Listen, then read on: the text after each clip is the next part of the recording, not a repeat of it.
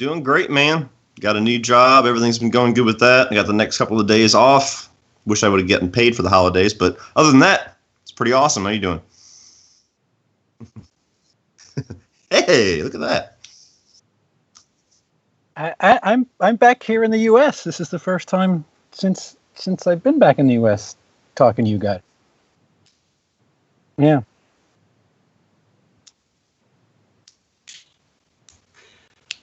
Yeah, good to go. Same as usual. I'm actually I'm doing all right at the moment because I've had a pretty busy year, and this is like the first time in a long while where I've got absolutely bugger all on. So I'm just. It certainly looks it, Brian. Enjoying a lot of chilling. So. You could not look loungier. My video feed actually. My video feed of Brian froze on his blink for a second. I was like, fuck, he's asleep.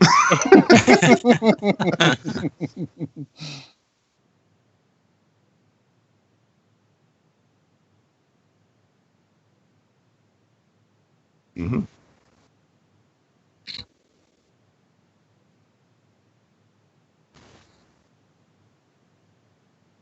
Durant? Lee, you cannot be heard, Lee. Right? Yeah, it's raining. It's raining in the chat now. Nobody can hear.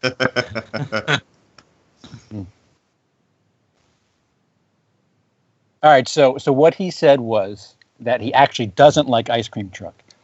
Yeah. No, that's utterly false. That's utterly false. I don't want. He said he gave it one of his famous second watches, and flip. Shit changed. Check 1 2. Check. Can you guys hear me? I can hear you just fine. I don't know if they can. Yeah, we can hear you. I don't know if they can hear you, but they in can't. chat. That's freaking weird. Lee is mute like Michael Myers. All right, I'm gonna unplug my shotgun mic. We always have an audio problem, so. Yeah. We can hear you.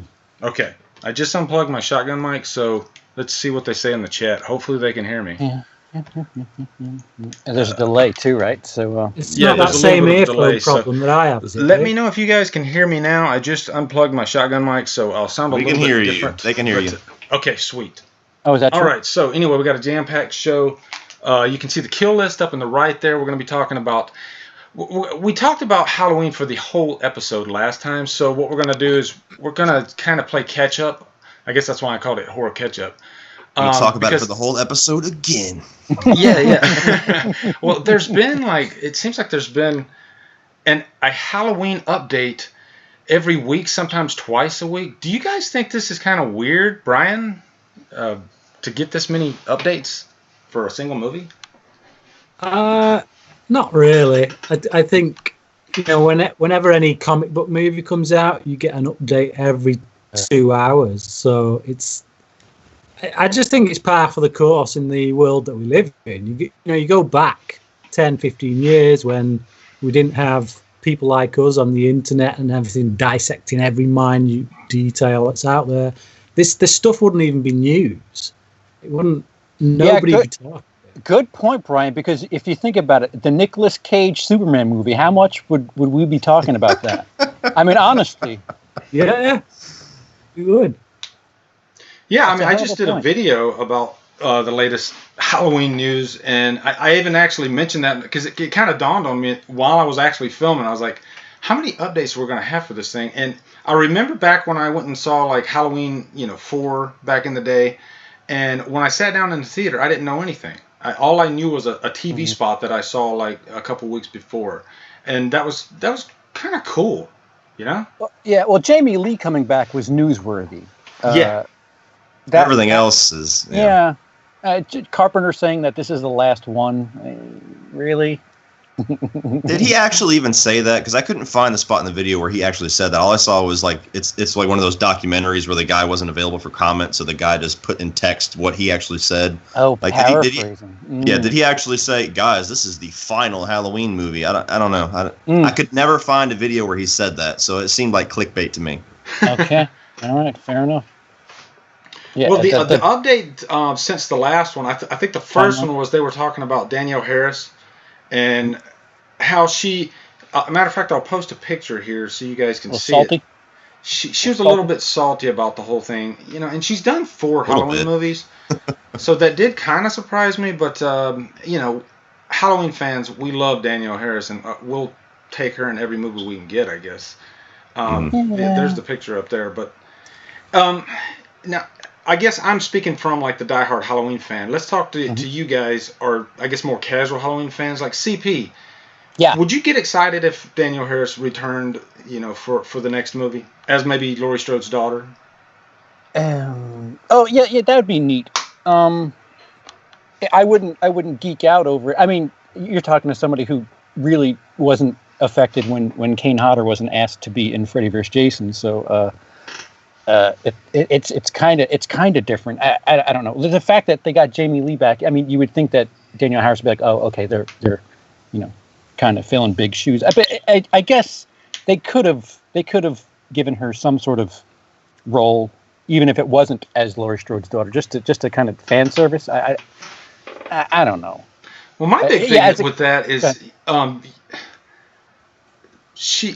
Laurie Strode has had how many kids now? She's had Josh Hartnett playing one, and then she's had Danielle Harris, and now they're having a third person playing a child of Laurie Strode, which I think, like, why do something that you don't have to do? Like, it wouldn't hurt to have Josh Hartnett, which you're probably not going to get him, or Danielle Harris to come back and actually. I don't think that would hurt the franchise at all. Danielle Harris would jump at the chance to do it, so it makes no sense to me. Cody, what do you think about that? I mean, it seems like they're going for a very creative direction with this movie, so I don't think they're worried about pleasing fan service. I mean, I don't think bringing Jamie Lee Curtis back was for fan service. I think it's because they have a very creative idea for her character.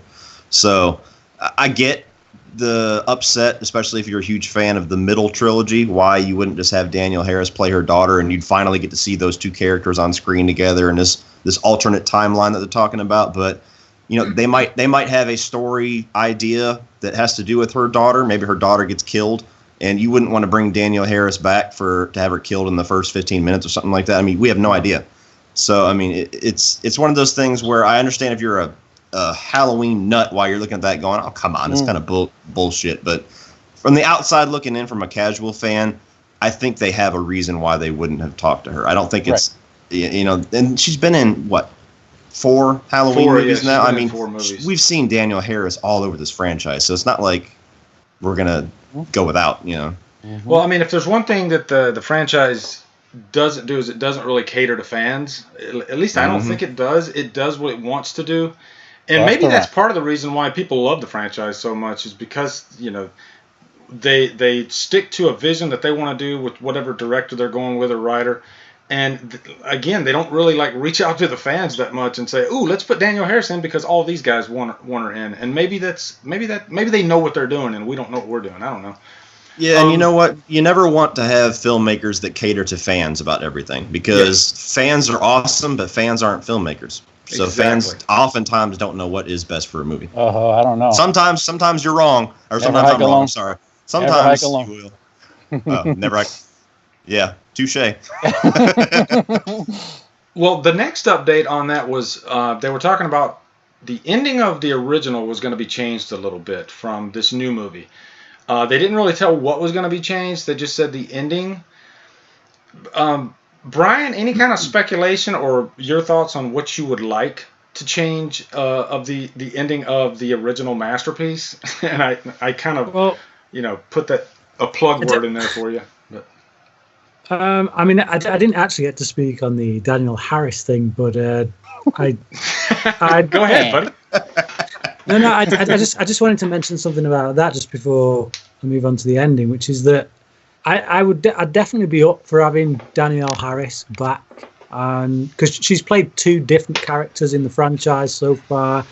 I think it'd actually be pretty cool to have her play 3, and it's not like she isn't a good actress. I think she's a damn good actress. That's the thing. So I think she's more than capable of playing whatever character you gave her. And because she has played different characters, 2 different characters already, I think fans would be more accepting of her playing someone different. Whereas if you brought Josh Hartnett back, playing a son again, then that becomes too confusing because, well, is it tied to H2O? Is it not tied to H2O? Why have we? If it's not tied to H2O, why have they got the same guy playing her son again, coming back? Yeah. Like, yeah, I'd leave that, but I would definitely cast Danielle Harris if they had a choice. Even if they killed her pretty early on, you look at Scream and get someone like, obviously Danielle Harris isn't quite on the same league as Drew Barrymore, but yeah. That would actually be pretty damn for cool. fans of the franchise, she is. So that might be a cool thing to have. Have her come in. As far as the franchise goes, she's a pretty big hitter. So yeah, maybe kill her off in the first 20 minutes. Brian, you just blew my mind. That's freaking awesome. That's a great idea. Why don't they do that? That's awesome. They should have Rob Zombie in it and kill him off. There's a big hitter. Rob Zombie in the first 5 minutes. Just a character. Yeah. And have Michael Myers say one more word and just stab him to say cunt. And that's it. Well, just to wrap up the Danielle Harris talk, I didn't really give my opinion on it. And as a diehard fan of the franchise, the thought of seeing the character of Jamie and the character of Laurie Strode in the same frame, it gives me chill bumps. Like, that would be, like, as a fan, that would be the coolest thing ever. Just to see them in the same frame, finally, because they've never been in the same frame together. So that's the big thing for me. But then I kind of like what Brian's saying even more, to almost put them in the same frame. And then, like, that moment in H2O when Myers comes to the door window and then you have Laurie Strode in the door window? What if you had, like, Jamie running and then Laurie Strode is at the door and then she watches her daughter get killed by Myers? What do you think? But that'd be freaking awesome or what? I don't know. Yeah, that could be pretty cool, actually. Yeah. I made myself happy. Sorry. Well, that next bit of news, though, was, and I don't know if you guys read this, but they wanted to slightly change the ending of the original Halloween. Well, they're not, though, are they? They're not. Probably they're not. Changed. It's like... It's a line that's really been taken well out of context, I think. And I think actually what it means is they'll probably start the film with that original ending and then tack a little extra bit onto the end of it. So it just means they're not going to cut off at the point where they left it back then, because that's going to help explain basically why Halloween 2 doesn't exist. So if you start with the ending of the first film and then you go somewhere differently with it, that gets the audience instantly into the mindset that, right, everything else after the original Halloween no longer exists. Because, like, we're talking about this because we're fans, because we've watched all the movies, we fans of horror, like we're geeks when it comes to this stuff. So we know all the ins and outs. We know that when this film comes out, it's disregarding all the sequels to the original Halloween. The general audience, people who go to see this film, are just going to think it's either a remake or it's another in a long line of sequels. So you have to address that straight away within the opening scenes. Yeah. And I think that's all it means. They're going to open up with the original ending, and they're going to put a bit more onto it at the end after that original, just so that we now know, okay, this takes place directly after the original, and clearly the rest of the sequels don't exist. And that kind of brings your general audience into it as much as us guys. Yeah, I think that maybe they would, like, show a scene from the original, maybe from a different angle, like a different camera angle or something, like recreate a scene or something like that. I mean, that's just speculation, but when I hear that they want to change things, and you want to change, arguably a masterpiece, you're probably gonna be very careful about that. The original Halloween it's still it. Yeah. Whether or not they want to skew and go somewhere else is I don't know. It's not changing Halloween. They're just maybe implying that. I don't know. I haven't been so up on the news ever since my beloved franchise just took a dump. I try not to read.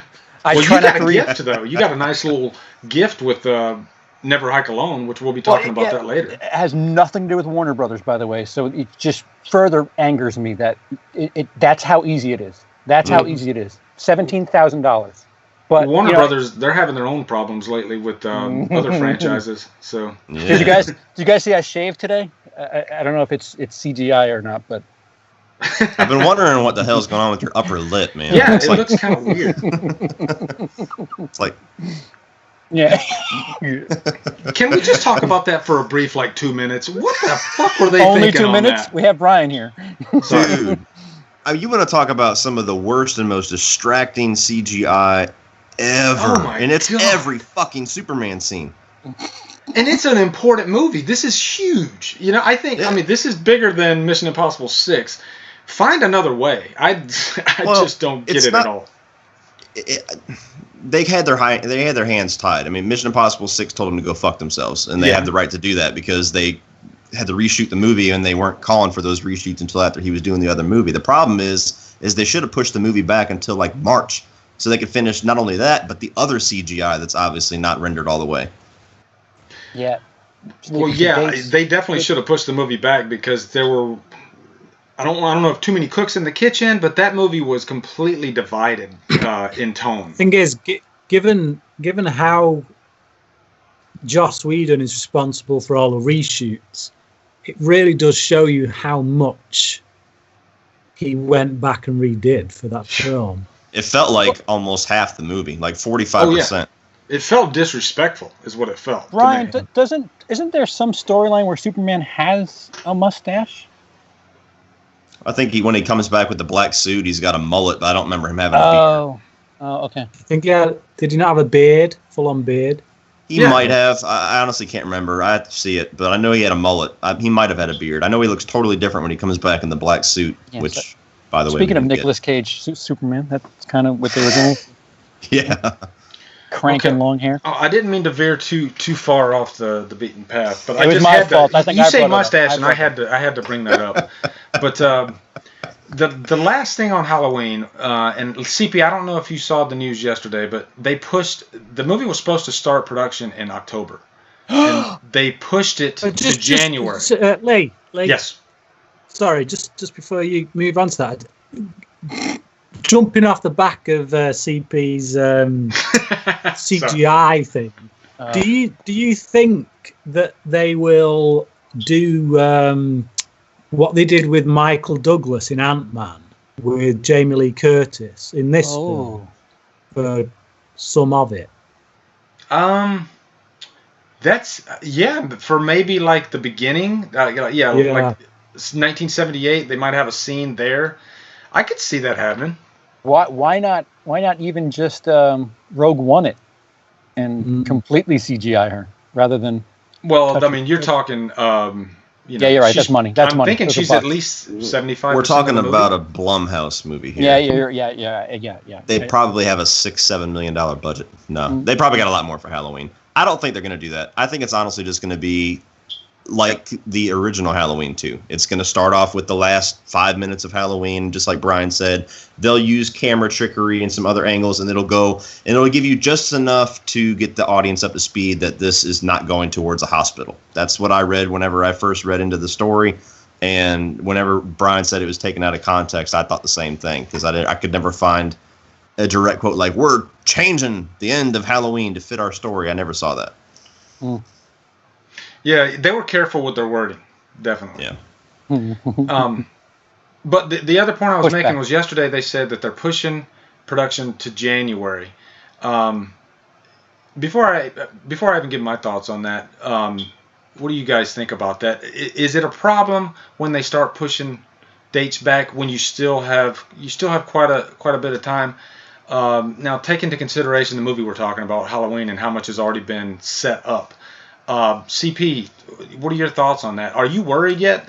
If you're a massive Halloween fan, if this was Friday the 13th, would you be worried? Well, at least you don't have to worry about losing the rights to the franchise to something if a certain amount of time doesn't pass. So I guess there's that. There's that you don't have to worry about. But it's a little concerning. they announced Jamie Lee Curtis. They made a big deal about it, so it's not like you can kind of back away from it. I mean, the Friday the 13th, when they were planning that, they never really went crazy and said, okay, this is who's going to be in it. This is blank. It's just kind of like, all right, we're going to have one. It might be out in October. And this, I mean, they've locked in. Danny McBride has talked about it quite extensively, so I wouldn't be as worried as I want to be as for Halloween fans. But being a Friday the 13th fan, it does set off a little bit of a trigger. Like, oh yeah, that seems familiar. But it's just one delay. It could be due to scheduling or something. Yeah.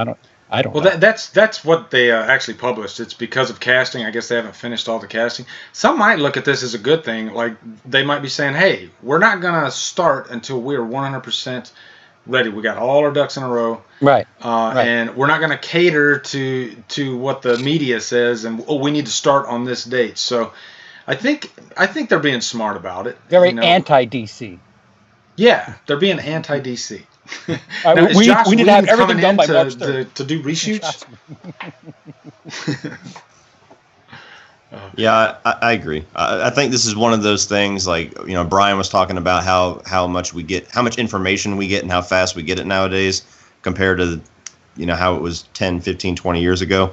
And I think this is one of the things where partially due to what CP said, because we've seen franchises where it's like, okay, well, we got delayed, and that's like the first step in a long journey of hell. But I don't think that's the case with this one. It's already been built up too much. They didn't make a big deal out of it, even when they announced that they're pushing it back to January. This movie is not going to take that long to shoot or to do post-production on. And, it's kind of a non-story story as it stands right now. Now, if we get to January or we get to somewhere in December and they push it back to March, then you can start, freaking out. But as of right now, I think it's just one of those things that happens with hundreds and thousands of movies that, how many times maybe did they stall shooting one of the other Halloween sequels that we got? So, I mean, we have no idea. Yeah, Resurrection was actually in the can for a year after it was done. So. Amityville Awakening was on the shelf for 4 years. It was done. Yeah, that was I just saw that at Walmart the other day. I was like, oh, it's finally out. There it is. So. You got to bear in mind as well that the production on this film, obviously they're doing pre-production at the moment. Once they get into production, you're looking at about 3 months on a film like this, tops. Yeah, it's going to be quick. So, like, even if they started shooting beginning of February, you got February, March, April. That gives you May, June, July, August, September, and a little bit in October. That's like 5 to 6 months to get this thing edited, and it's not news as far as I'm concerned. Yeah, it's light news really. I think we've said all we can say about Halloween at this point. I think we're ready to move on. Okay. Let's move on to the subject that I am dreading, or one of the subjects that I'm dreading, Cult of Chucky. How do I start this? We've been planning this for like a month, guys. When me and Cody put out our reviews for Cult of Chucky, we were almost on opposite ends of the spectrum, and we were just like, we got to get Scream Stream immediately. So here we are. We're finally talking about Cult of Chucky. It's the throwdown. Now, I will start out by saying that this movie does have fans, though. It's kind of like, if you look at Rotten Tomatoes, it's kind of in the middle. It's damn near 50-50 with fans, from what I can tell. How many fake accounts do you have, Lee? Yeah. Right? From Killer Flicks to my comment section on those videos. I mean, it seems like it's damn near. I mean, it's at best, it's like 60-40. Same thing with my review. In my review, in my comments, it's all like half and half. So, yeah, it's. But I guess to start out, Brian, I don't know if I know your opinion on Cult of Chucky. First off, did you like it? You know what? I think I'm somewhere right between Cody's opinion and your opinion. I liked it. I don't think it's a classic. I still think the first film in the franchise is far and away the best. That being said, there are 3 in the franchise that I've not actually seen.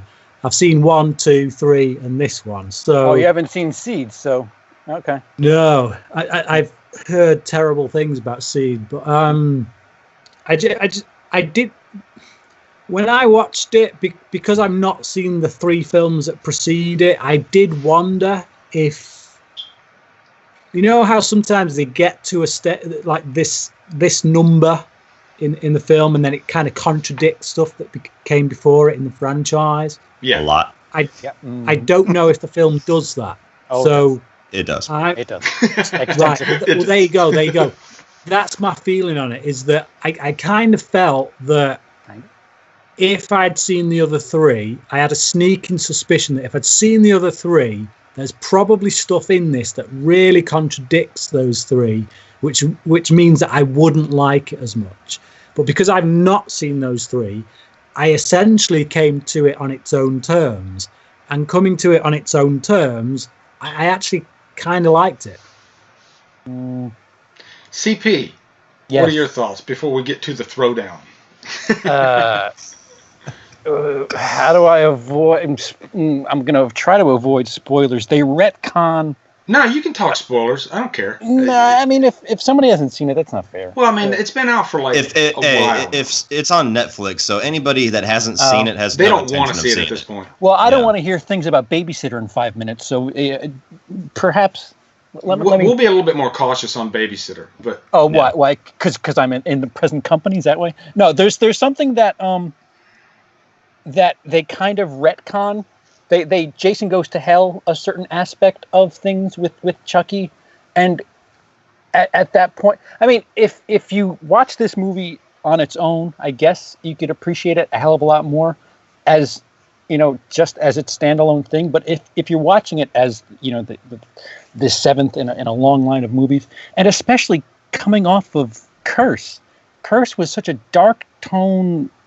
It felt like they were going back to the original with the tone. Yeah. Not so, mid Nightmare on Elm Streets-y, where it just got a little too campy.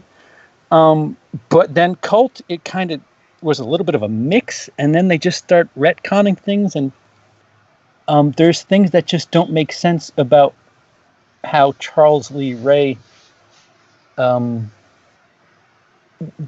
things. Yeah. And what his purpose is if he could do a certain thing. Mm-hmm. Go ahead, guys. Before I'm going to let Cody have the last word on this, actually. Ding ding ding. So let me give you my perspective on this. I'm a fan of Chucky, but I'm not like a diehard fan. Like, I don't live and breathe every sequel, and everything has to match up perfectly. To me, when I go, for me, Chucky, for lack of a better term, to me, it's like a cheeseburger. And if I have that cheeseburger, is it going to be juicy and delicious, and is it going to be sweet and all that good stuff? And to me, Cult had all those things for me. It had some surprises, which I loved. I loved the setting. I loved that it had the same tone as Curse. They could really be a good double feature, actually. At the end of the day, though, I just had so much fun with it. I thought Brad Dourif was just hilarious. Like, Brad Dourif, this is his, is this the 7th movie? And he could have phoned it in if he really wanted to. And I think even Cody would agree with me. Brad did not phone it in. He seemed like he had fun with the part. And I his daughter was pretty good as well. Mm-hmm. Yeah, she was. I actually, like I said, I love both those movies. This feels like a good continuation of Curse. And I'm a big fan of Curse. And I think that's another thing why I like this one so much. Curse is one of my favorites. So that's kind of where I'm coming from. I don't think it's perfect. It definitely had problems. There were a few times where I was watching it going, okay, that's kind of stupid. But for the most part, at the end of the day, when the credits started rolling, I had a big smile on my face. And I was happy.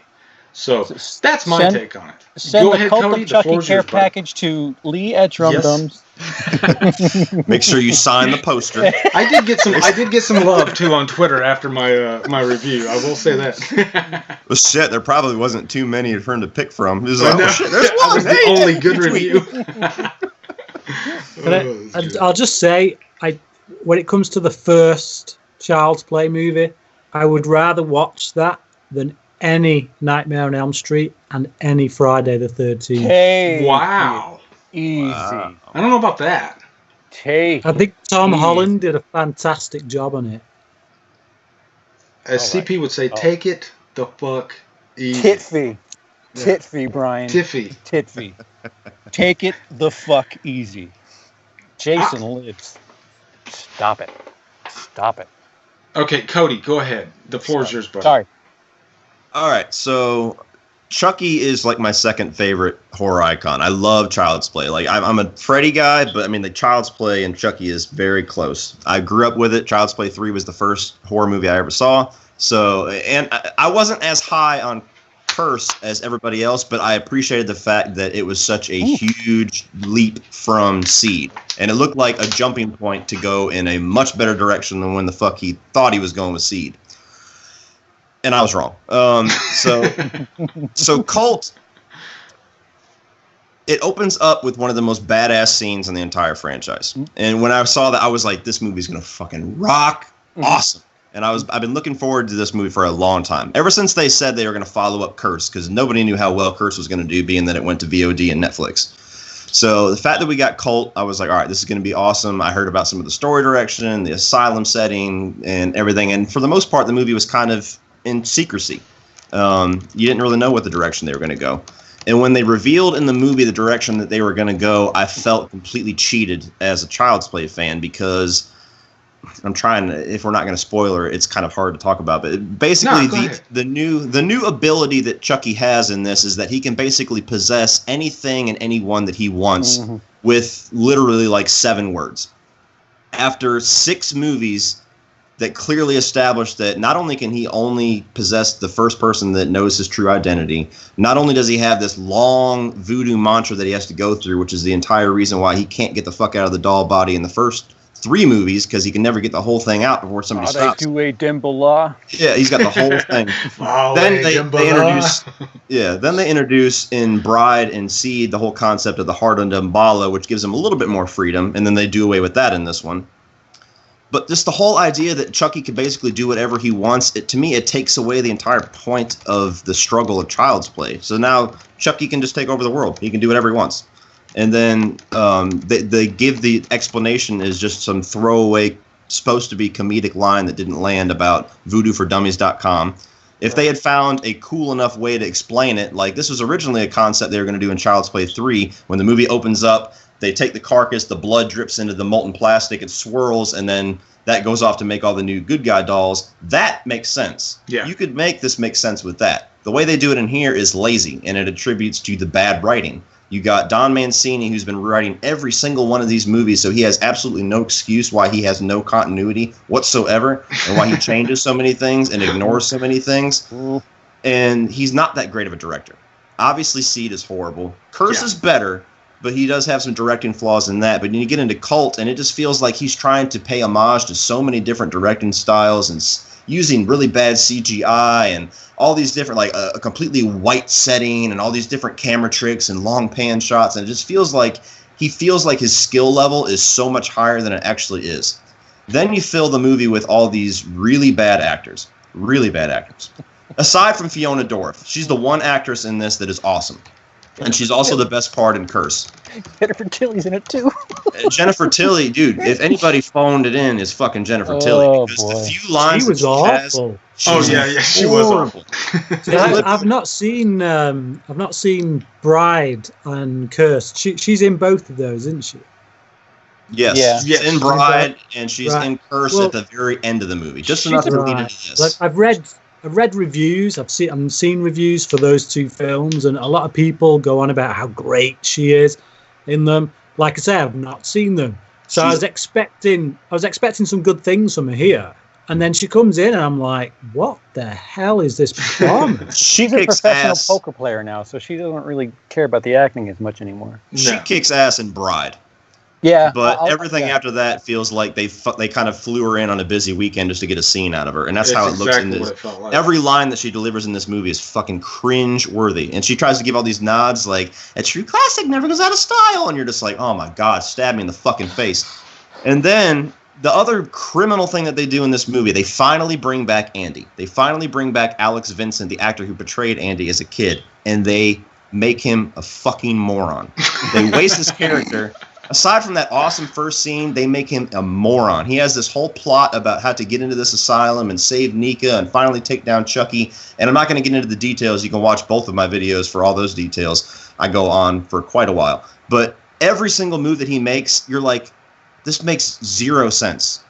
How do you know this? How is this supposed to work out for you? And by the end of the movie, he fucks himself. And you're like, you took the hero of this franchise. You took Chucky's arch enemy and you neutered him. And you made him a horrible, dumbass character. And to me, it's just like you excite the fans about bringing back Alex Vincent. You excite the fans about bringing Andy. And then you give the middle finger to all those fans and say, hey, that character you loved is a fucking idiot. Yeah. And then... I'm not going to rant any longer, but there's... Look, I've seen the movie 3 times. I gave it its fair shake. Yeah. The first time, it pissed me off. The second time, I was like, I still don't see what everybody else who likes this movie sees, but at least I knew what to expect. I watched it a third time and totally shut my brain off, and I will say this. It's a movie in a franchise that if I'm doing a marathon, I will skip Seed. I probably won't skip Cult. Yeah. It's got enough zaniness in it where I'm like, okay, I can mindlessly watch this one to get to the next one, which hopefully is better. But it's a bad movie, in my opinion. It's a bad movie. It's a bad sequel. It leaves the franchise in a bad spot, especially even the way that they end it. You're just like, where are you going from here? And I don't know. To me, it's Don Mancini making a lot of the same mistakes he made with Seed, just not quite as egregious. Yeah, you make some really good points. I can't say you're wrong about any of it. I think Don Mancini does get a little bit too ambitious with his direction in it. Like he's trying to copy, I don't know who, but I think it does take itself too seriously. But I still had like a great time with it. There were some really fun moments, especially with Chucky. Can't argue about Andy either. Andy was a complete, like they did completely screw the pooch at the end with Andy just. He became an idiot, and I don't know why they did that. And I swear, like Jennifer Tilly, I think there's a Frappuccino within like 5 feet of her at all times. You can just see her like handing her Frappuccino over to somebody, and then them going action, her saying her line, and then she grabs her Frappuccino and goes back onto set. You know? Yeah. So, yeah, that's our spiel on Cult, though. It's just one of those movies. It's really divided. I'm even looking at the chat, and just half the people in the chat like it, and half the people in the chat thought it was stupid. So I've got to say, I love the suggestion about bringing a Jerry Dandridge versus Chucky, though. Yes, hell yeah. Oh yeah. Wait, who's Jerry? Why am I drawing a blank? Fright Who's Jerry? Fright Night. Tom Holland. Fright Night. Bring Tom Fright Holland Night. back. Yeah. Okay. Same director. I'd be down for that. Yeah, that'd be awesome. Tom Holland. Yeah. Oh yeah. Next movie we're going to talk about is Leatherface, and luckily I just got a chance to see this. I think last week. But I'm always down for a Leatherface movie. What do you guys think about? Are you like Leatherface fans? Where like if one pops up, I'm going to go watch that. Are you guys the same way, Brian? I tend to get my barge pole out when those films come out. I don't even get that reference. Either. Push things. All right. I got the tone of it. Over here, we have a saying that says, "I wouldn't touch that thing with a barge pole." A You think it's naff? 10-foot pole is the Americanized version. So we're on your side now. I just no interest. I've seen 2.5 of the movies. No. Oh wow. See, 3.5 of the movies in this franchise, and I just no. I really enjoyed most of them, actually. What about you, CP? Are you a fan of the Leatherface franchise? So here, I'll start by saying my favorite Leatherface movie is the Texas Chainsaw Massacre remake. Yeah. So there's an unpopular opinion. Oh, you too, Cody? Good. Yes, I sir. don't think that's unpopular, actually. I think a lot of people would say they prefer the remake over the original. I'd say maybe 30% of the fans might say that. Okay. All right. That's good to hear. But anything after the TCM remake, I no, not interested. The beginning, not so much. 3D, ooh. Please no. Hey, easy. What happened? I asked easy. Come on 3D. now. You can still love it and admit it's horrible. It's fine. Yeah. Oh yeah. Man, I had a blast with 3D. Really? Okay. Well, here's my spiel on Texas Chainsaw Massacre. I guess it's kind of like the Chucky series, but like if one comes out, I'm all over it. I'm gonna watch it because it's just like it's like good Southern fried horror. Like I'm not the biggest fan of Southern fried horror, like the Hatchet series, but for some reason Texas Chainsaw, they get it right. I don't know how they do it, but there's a quality to it. I don't like the first one, and every movie's just so different. Like the first one to the second one to the.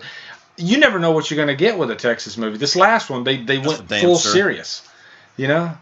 So I think that's the exciting thing about it for me. It's not predictable for me. Mm-hmm. Yeah.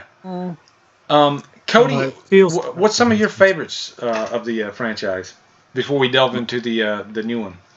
My favorites are the first two and the remake. I double his sentiment. Sorry. Yeah. And I just got done. I still have to do Texas Chainsaw 3D, but I just got done reviewing the entire franchise except for that last one. And I'd say maybe 2 or 3 of them I've never seen before. I never saw the Texas Chainsaw 3. I never saw the Next Generation. And I remembered very little about Texas Chainsaw 3D, so I might as well have been watching that with fresh eyes. And like you said, you never know what the hell you're going to get with this franchise. It always has my attention for that reason alone, because I don't think there's 2 movies in this franchise that are even close to the same. No. Even Texas Chainsaw Remake to Texas Chainsaw The Beginning, which is probably the closest to, feel like 2 different movies for their strengths and their weaknesses. Leatherface is a badass character. Oftentimes, not always, they surround him with really wicked side characters as a part of this family. Most notably, at least in my opinion, is Arlie Ermey. And then, Chop Top, obviously. Yeah. And it seems like it's a franchise that you shouldn't be able to do very much with story-wise, but they always find some wild way to do something different. It's crazy. And you always see like these young actors, that are big now that just got their start, like Viggo Mortensen in the third one. Then you got a twofer. You got Matthew McConaughey and Renee Zellweger in The Next Generation. Yeah. I just saw an interview today with Matthew McConaughey, and he actually talked about this movie. You saw that too? I think somebody posted it on Killer Flicks actually, but it was really interesting because he was talking about how he was leaving town. And then he stopped just on a whim because he was friends with the director. And as he was getting back in his U-Haul and about to leave, he said, I think I'm going to try out for that part. So, we almost didn't get Matthew McConaughey's crazy performance in that movie. And that's the thing that only saves it, I think, because it's horrible. But Matthew McConaughey is entertaining as hell. And I love it whenever you get an actor, especially when they reach A-list like McConaughey, they can still look back at their start in horror and love it and talk about it with such joy.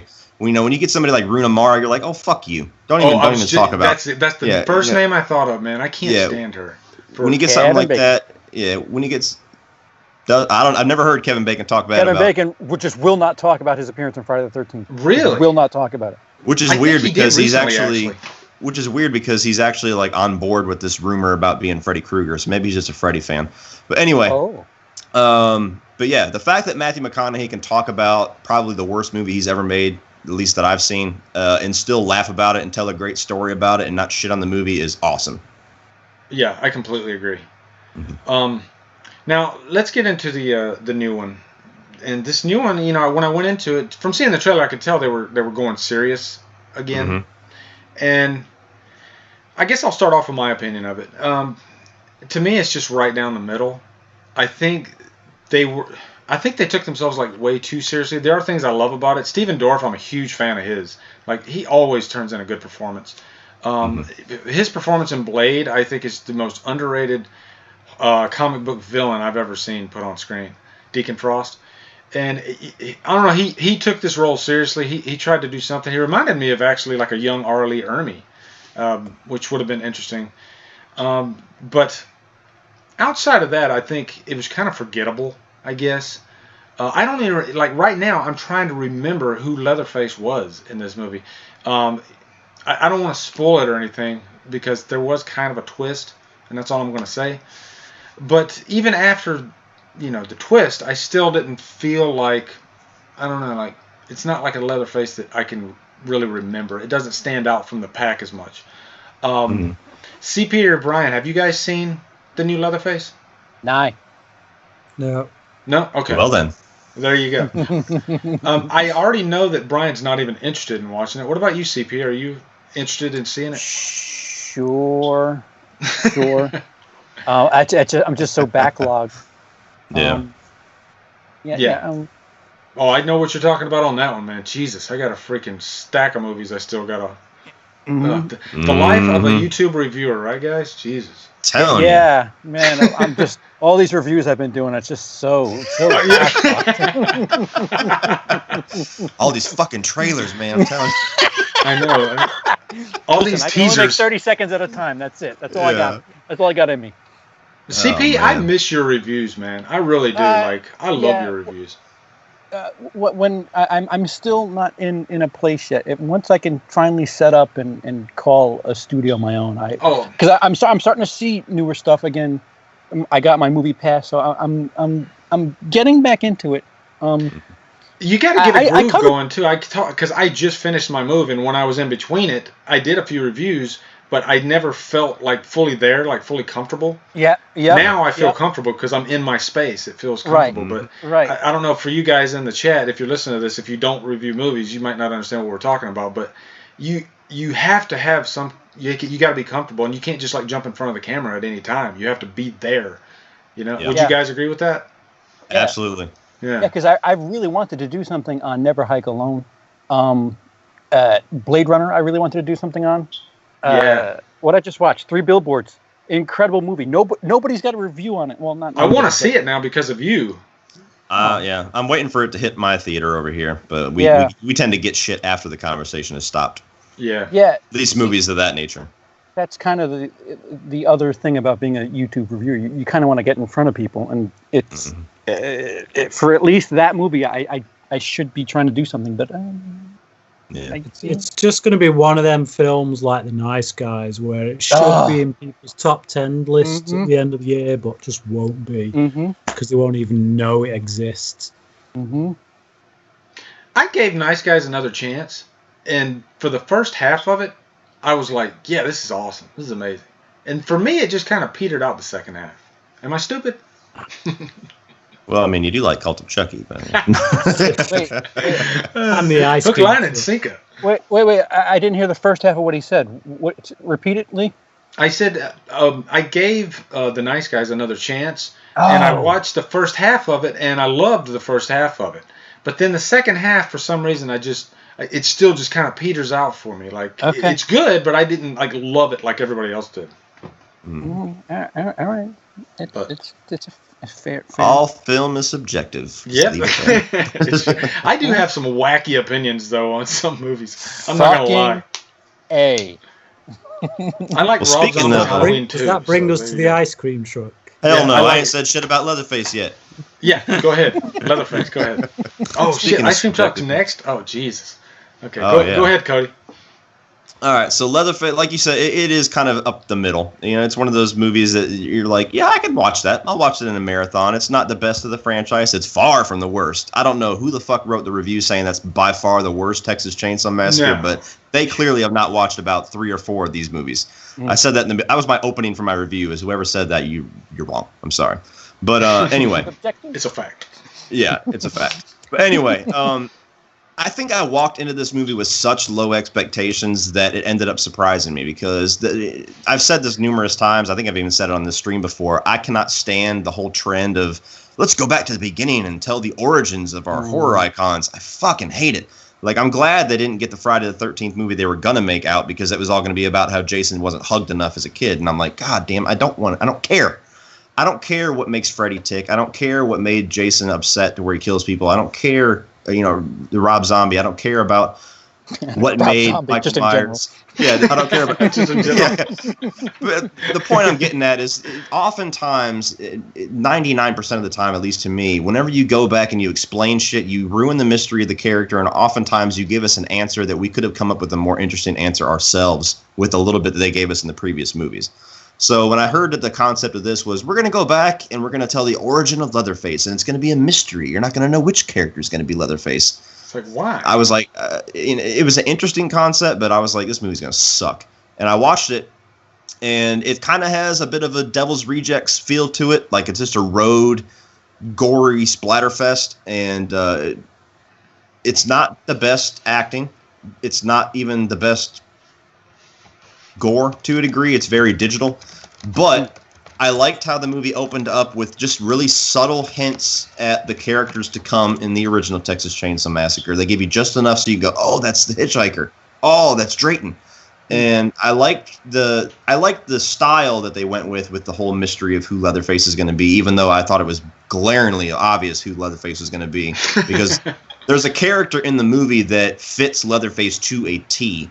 And you're like, if this is supposed to be a mystery, it's obviously not that guy, and then you can do process of elimination from there. So that aspect of it didn't completely work for me. But to me, what this movie succeeded in that a lot of prequels don't is that they didn't force feed you with all these little nuggets and hints and Easter eggs. Like, that was one of my biggest gripes with Texas Chainsaw at the beginning. It's like, we got to show how R. Lee Ermey loses his teeth, and we got to show how this guy loses his legs, and we got to make sure we show that, like, all these little tiny insignificant details. We got to connect all these dots because the fans will recognize it. Leatherface didn't feel like it had to do that. It just felt like it gave you enough. Hey, these characters are the characters that are going to be in the original Texas Chainsaw Massacre. You get it. You smile. You move on. Mm-hmm. And it was a cool little ride. So I enjoyed it. It wasn't the greatest. I think I gave it like 3.25, something like that, out of 5. And that's about what I'd give it. You know, speaking of connecting the dots, you were making me think of the Thing prequel with Mary Elizabeth Winstead, which I actually like. I know that's an unpopular opinion. I would like it if I got the fucking effects that they meant to use in that movie. I'd probably love it. That's my big issue with it. And what really pains me, and I didn't know it at the first time I watched it, was that those scenes are out there, and we can't see them. So that drives me crazy. But me too, because I liked the movie. That was just the one aspect that held it back. Because I'm like, it's the Thing. You don't use CGI in the Thing, and the whole movie, I'm like, fuck you. That was all I was thinking the whole time. When it lines right up with the original, that was pretty damn cool. And they even started playing the music and everything. Mm-hmm. I wish they would have showed Kurt Russell, though, at the very end, like the dog running up, and you see Kurt Russell, and then that's the end. That would have been awesome. But oh well. I guess we're done with Leatherface then. We're going to move on to Ice Cream Truck. I'm going to go get a drink, and then you guys go ahead and talk about that.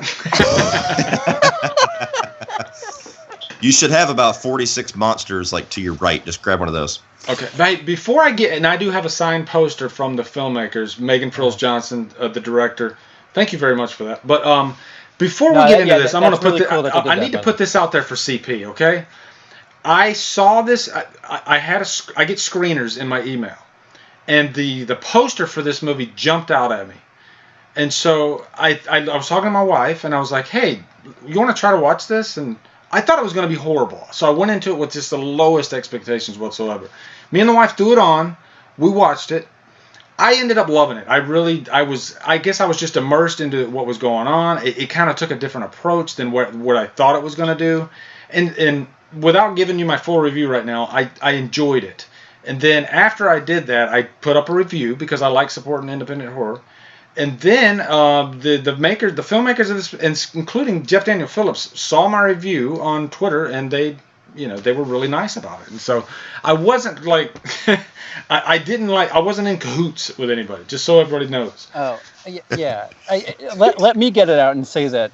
For anybody that interprets what I'm saying is absolute fact, I'm having fun with Lee. And I know that, but that's the reason why I said it, because I knew there were some people who were saying CP's picking on Lee, and that's not true.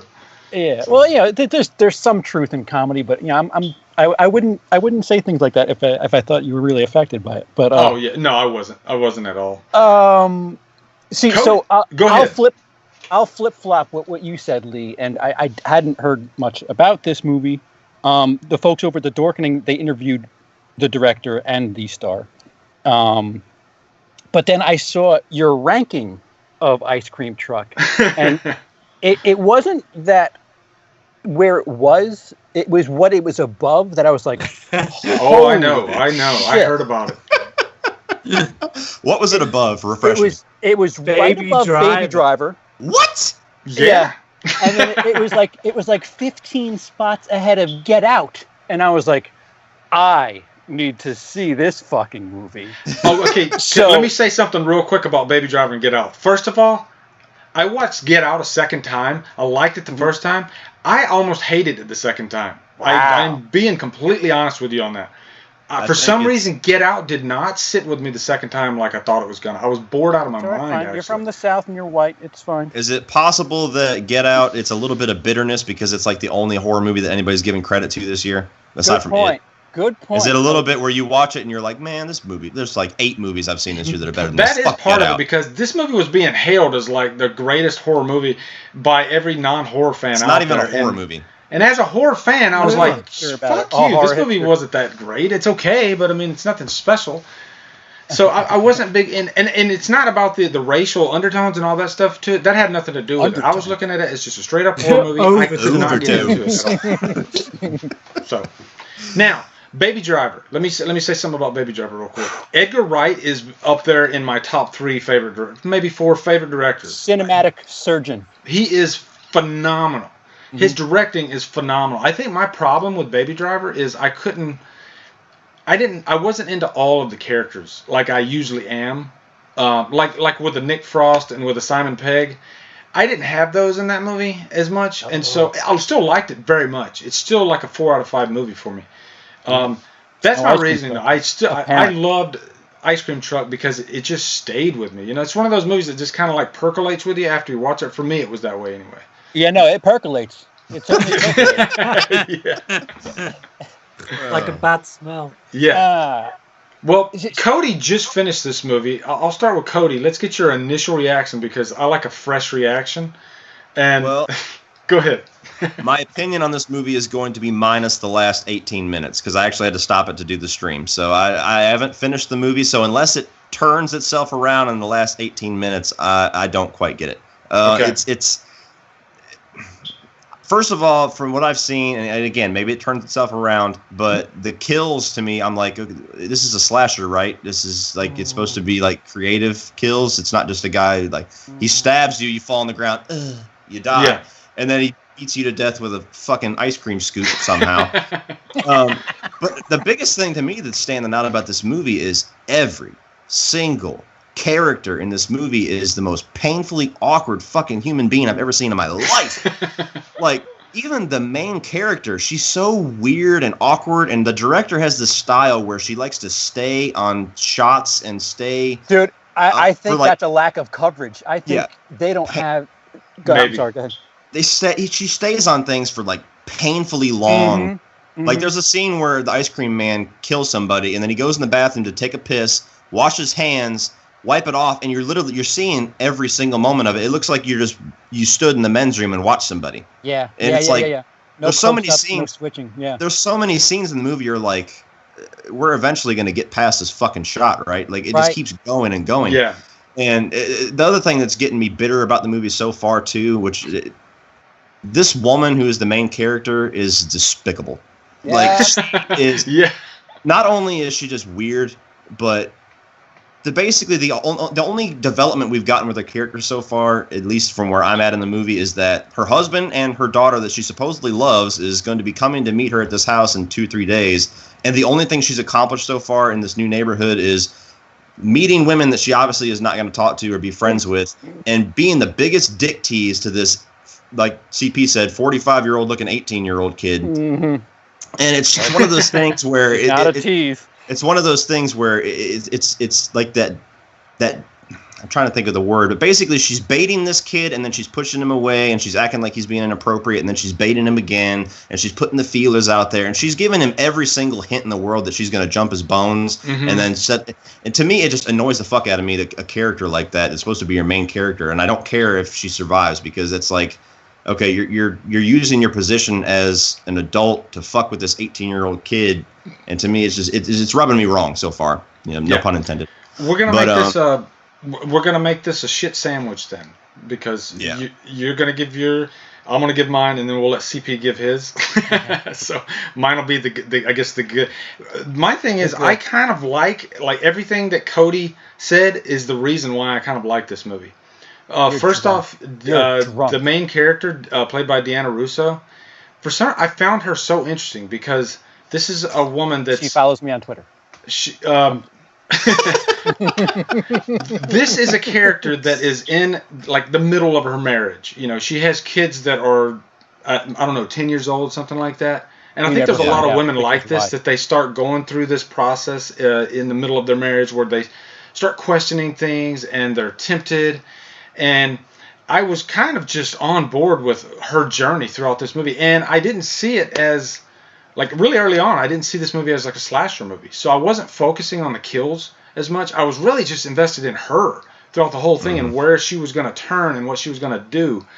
And I don't know, there was just kind of this, like, I don't know, this movie had like a vibe to it to me, almost like, and I do not want to compare Megan Fox Johnson to Stanley Kubrick, but the way this movie was directed, I hope not. Yeah, you're right. I get what you're saying, but the way this movie was directed, it was patient, and I don't know. Sometimes I like movies that are just patient, and I've only watched this movie once, but I had it on a really good sound system. It was really loud. It was immersive, and the score in this movie, I think, is a highlight of the movie. It's overpowering, if anything, actually. Yeah, it's interesting. Yeah, I was going to say the same thing, CP. It's an interesting score, but it's like they use it too much, and it's really loud in spots. And it's almost like they're beating you over the head. Look how cool this score is. Yeah.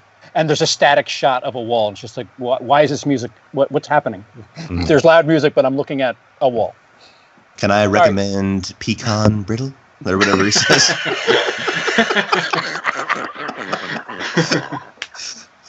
Some things in this life need to be cherished. Yeah. It does have it takes itself a little bit too seriously, like, but I think Megan Fox Johnson, she had a message in this movie, or she had a point that she wanted to get out in her filmmaking, and I bought into it. You know, that was my thing. And Cody hasn't seen the ending yet, but the ending is the thing that really stuck with me. Like, for days after I saw the movie, that ending was just like constantly in my head, like, could it mean this or could it mean this? And I'm still thinking about the ending. So, and I'm curious to watch it again, because I might not like it as much the second time, but I was just completely on board. It was just one of those movies that hooked me in, and it just didn't let go. And I'm curious for Brian to watch it, actually, because I was getting kind of an It Follows vibe from this, just a bit. And a lot of the landscapes did kind of remind me of Halloween. I've said that in my review. It does remind me of Halloween in some spots too. Lee, if you could stack a couple more heavy hitters up and compare this to that, The Shining. What else? Yeah, I'll just go ahead and. Have you guys ever seen Ridley Scott's Alien? There's a shot. Hey, look, everybody watching this video, keep your eyes peeled on Killer Flicks, because the moment I'm done with this movie, I'll put out my final opinion on it. There you go. So there you go. Since we're kind of building up this, well, they haven't quite got to the good part yet. I'll put my final on there. And you might not think it's the good part. I'll say that right now. Actually, I think it is the good part, though. The last 20 minutes, even before like the big reveal, I think are the best part of the movie. Like it's a slow burn, but then it builds up to like that last 20 minutes. It gets pretty frantic, I guess you could say. Before things happen. I stand by it though. I really enjoyed this movie. I did. It's just one of those movies I had a blast with. Ice cream truck. Yes. And it looked absolutely terrible. What's that? The acting in that trailer just looked like it was off one of them Hallmark movies. Yeah. Brian, I'm going to agree with you on that. When I first saw the trailer for this, I was a little scared, because I guess it was kind of out of context for me, but I think when I watched the whole movie, the acting didn't bother me as much. And like Cody said, the characters are really awkward, and I don't know, I was just in an experimental cinematic mood that night, but I was into it. You know, the acting didn't drive me crazy. It didn't bother me as much. So but I'm curious for you to watch it. So. Brian, please. To hear your thoughts on this is. I would love to hear Brian's thoughts. I've actually, if you look at my comments, there are some people that watched this movie and they loved it. So. Oh yeah. I was going to try and watch it before this Scream stream, but it's actually not been released in the UK. Lee, get Megan to send him a copy, huh? There you go. Megan, look at me on a first name basis, like I'm not the. If you do watch it, Brian, I ask, do it on a good sound system. Just do that for me. You want to you really want to hear this dialogue, like yes. Watch it on VHS on a 13-inch black and white tube television. Don't watch it on VHS. I hate VHS without the headphones. In a crowded restaurant. Okay, I've taken my lashings. The paramedics have left the building. What? Let's move on to The Babysitter, which I think is a movie we can all agree on. We'll start with Brian. What are your thoughts on The Babysitter? How did you first hear about it? Go ahead. Oh man, I flipping loved this film. I had an absolute blast with it. It is kind of jumping on the bandwagon of making these horror movies that have a very 80s flavor to it. Mm-hmm. But when they're this good, you don't really care because it was just so entertaining. And what I love about it is it really expertly does that thing of setup and payoff. And it's like, but it's all done through character moments. So you learn about this kid who's he's a bit of a wimp. He just doesn't like getting into anything remotely dangerous. And it's like, it's a coming of age drama. He obviously goes from being a wimp, someone who's terrified of everything, to by the end of the film, someone who goes through what he does and stands up to these people. But in that, like I say, in the first 20 minutes or so, they just set up all these little things that they're going to come back later and just work the way back in. So I just thought it was really brilliantly written, and I was so surprised when the end credits came up and it said directed by McG. Yeah, that was the biggest shocker for me too. Like, what on earth? I was like, it's easily the best film he's ever made, and nothing like anything he's ever made before. So it's a Netflix thing, isn't it? So he's obviously gone off, done some work for Netflix. I think that's where he needs to stay, because clearly, if he's making films like this for Netflix, something's going on there that is right, something that just needs to carry on. But yeah, just hilarious as well. So many really funny beats in it, and like throwbacks to other films and stuff, and a really great Friday the 13th moment when the kid's up the tree. He's up the tree house, and the guy comes and he's like at the bottom and he's just going I was just like, crack me up. But yeah, I thought it was great, really hilarious. I loved the relationships between the two kids, the girl and the boy. Kind of reminded me of the kids in It, and the main woman in it, the one who does all, the one who's behind the devil worship stuff. Yeah, she was really good. She had a bit of a Margot Robbie vibe about her. Not nowhere near as good, I don't think, but she's definitely someone to watch. And the woman on your Scream Stream page, the cheerleader one, that line when because she gets shot in the boob, and the bit when she makes a suggestion that she could put a tampon in it just to. But yeah, just loads of little comments like that are just the way they're delivered, the way they're written, the way they're performed. I just highly entertained from start to finish. There's a couple of moments in it that, like one of the bad guys, the way he gets taken out, you kind of feel like they didn't really know what to do there. It felt a bit forced. It kind of just happened. But beyond that, yeah, really entertaining. CP, what are your thoughts? You hated this, didn't you? I haven't seen Babysitter. Oh, okay, cool. I was busy just exhaling all the rant shit I wanted to do while you were talking into the chat while you guys were talking about Babysitter. I noticed that. Man, you need to see The Babysitter though, CP. I know. It's great. I know you probably heard that before. Cody, go ahead. I thought that movie kicked ass. I saw the trailer, and I saw, like whenever you first pop up Netflix, whenever they have something new they want to promote, it's usually the home screen, and the trailer just automatically starts. And I watched it, and I was like, That might be cool. I might check that out. I think I saw your review, Lee. I think I saw somebody's, but I'm pretty sure it was yours that was like raving about it. And I'm like, okay, I'm going to check it out. And I still wasn't completely convinced, but I was like, it's probably going to be fun for the McG reason. I'm like, McG doing a Netflix movie that kind of looks like an 80s kind of ripoff thing. And then I watched it, and I was doing like housework while it was on for like the first 15 minutes. And then I think I got to the scene whenever the parents leave, and then B and the kids start dancing and rocking out, and it caught my attention there. I'm like, I like these two, and I kind of sat down and I didn't move for the rest of the movie. Yeah.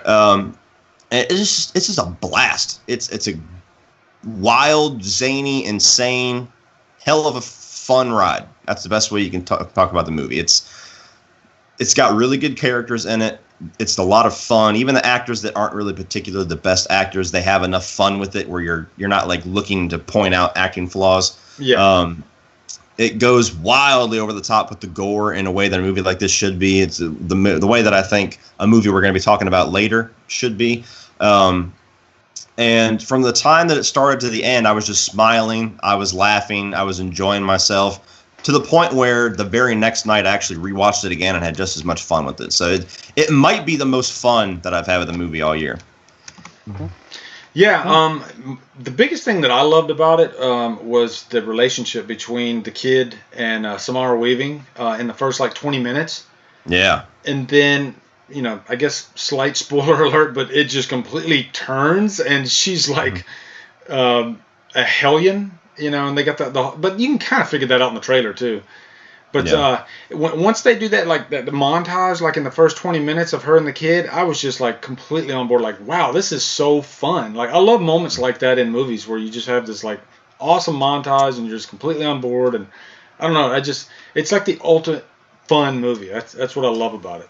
Well, part of what sells you on it in the beginning, too, is that you got this kid, and it's this typical setup where he's the geek, he's the nerd, and he's got this fine-ass babysitter, and you probably figure it's going to go in a cliche direction where he just really longs for her. That's like the object of his, sexual desire, and she's obviously not going to have any interest in him. And the movie turns it because it gives you a complete opposite of what the cliche usually is, and she's like the coolest, most nurturing, most understanding, gorgeous female that could be the babysitter like you could possibly imagine. And then this fact that her and this kid are like almost like best friends, it just warms your heart, because you've seen, I'm sure everybody, at least for a man, has had at least one moment like that when you're a kid where there's a woman you love or you have this objection for. Yeah. But not only that, but you've seen it go the opposite way so many times in movies that the final you get a movie that goes the way that you want to see. It's like, this is cool. This is awesome. Yeah, when you got a horror movie that gets you in the feels from time to time, it's just like a nice little added bonus, It's like a tasty morsel, I guess. So, all right, CP, here we go. Never Hike Alone. I'm so glad we're talking about this movie, because it's not too often you get to talk about a fan film. Yeah. And this movie it just knocked my socks off. How cool it was. How well done it was, and you can tell it was such a labor of love, and it was so simple. $17,000. $17,000, and they make one of the best Friday movies. How crazy is that? And this movie's like a middle finger to Warner Brothers, in my mind. It's a middle finger to just big Paramount. Big studio horror. Like what's so hard? Look, I did it. I did it for pocket change. Yeah, and you know what? I've said that about Friday the 13th for the longest time, and I think it always comes across as an insult. But I'm like, how fucking hard is it to make a Jason movie? Yeah, it's ridiculous, especially with all the drama that came out of this movie that they were going to make and then they canceled. It's like they were changing and they were rewriting scripts and pushing it back and throwing this idea out there to get feelers for the fans, and then throwing this idea and trying to go all complicated and go back to the beginning. I'm like, fucking get a badass Jason, get them in the woods, find some creative ass kills, turn the fucking camera on, and let's go. Yep. And it sounds, not to make it sound like it's the most simple movie in the world, but it's like, just like CP said, what the fuck? What's so hard? Yeah, I mean, I'll be honest. In the beginning, it kind of had a little bit of a Blair Witchy type vibe, and I was like, "Is this really what we're gonna?" All right, it's a fan film, but sure enough, by the halfway mark, it certainly gets you involved, and there's a bunch of fan service. Yeah. And then there's a gigantic gigantic surprise that I all but masturbated during. I did. And yeah. Well, if Warner was smart, they would just buy the rights to that film and tack on 15 minutes, because I think it's only just inside an hour, right? Yeah, it's like 50 minutes, I think. Well, shit. Right. They can just do what they did with Lights Out. You get the guy who made the short film to direct a full-length feature and make it a little bit higher budget and make the fucking movie. But you maintain at least one of the actors in that film, because yes. And it was, imagine, I wish I could have seen that movie without knowing it was a Friday movie. You know, I knew what I was watching when I turned it on, but if you would have watched it and been like, just like you said, like, what's this Blair Witch thing? And then all of a sudden he shows up at Camp Crystal Lake, you're like, wait a minute, what the fuck? Yeah. Like, I wish I could have that experience. Mm-hmm. I like that Jason kind of, like, I thought they were going to save Jason, or they weren't going to show him that much until the end. And he pretty much jumps right in there, like, within the first, like, 20 minutes, I think. Yeah. And it gets rolling, you know? That's what I liked about it. It was intense. Loved it. It was great. What was cool about it was, you know, they took a concept of found footage-ish throughout most of the movie, which right away is like the most overused trope in horror, at least for a while. Maybe not so much lately, but for a while it was. And they took something that has been done wrong so many times, and they showed you how to do found footage right, how to do a Jason movie right, and still kept it really simple and just did what you have to do in a movie like that with one character. Yeah, one character. You could tell that they were leaning on it for budget purposes, but it's still, I mean, you could tell they used a drone for some, what would be a second unit shot in a regular film. Yeah. And it still looked gorgeous. Like, that's maximizing the dollar as far as I'm concerned. And it just, you could tell that they were tight in spots with money, with like one dude walking around in a and they didn't depend on like a hot young female, you know? Yeah. Right. It was just a guy. Right. So And they it still found a way to get some boobies in there. Did they? Yeah, and the picture. The magazine. Oh, right. It's a requirement. It's a checkbox. Brian, what do you think of it? I thought it was the best fan film I've ever seen. Awesome. I couldn't believe it, to be honest, because like I've just watched all the Friday 13th movies fairly recently, and I've just done a ranking video on my channel, and literally a couple of weeks later I go and see this, and I'm like, what on earth? If I'd have seen this before my ranking video, this would have been in it, and it would have been top 5. I can tell you that much. Yeah, I agree with that.